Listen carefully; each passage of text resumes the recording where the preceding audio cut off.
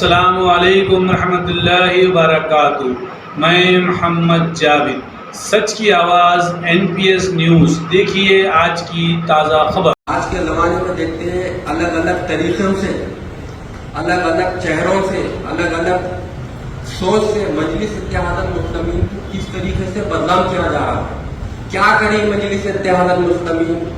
پرانے شہر کیا سے کیا کری؟ آج میں اس موقوف میں ہوں، میں یہاں بیٹھ کر کہہ سکتا ہوں، میرے سے مت پوچھو مجلس اتحاد المسلمین کیا کری، میں تو ایک پارٹی کا MLA ہوں۔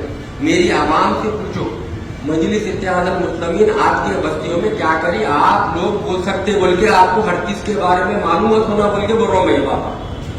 ہماری جماعت ہمارے واسطے، ہمارے محلے کے واسطے، ہمارے گورنمنٹ کے اسکیمات کے لیے، ہمارے محلے کے ڈیولپمنٹ کے لیے کس طریقے سے کام کریے بول کر آپ کو معلومات ہونا چاہیے۔